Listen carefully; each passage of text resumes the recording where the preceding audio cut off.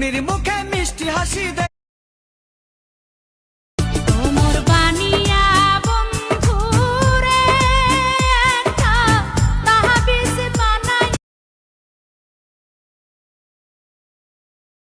আমাদের জয়পুর হাটের ছেলে নাম তার বিশাল, সারা দেশে আজ তার গুণের কদর নেই কো জঞ্জাল।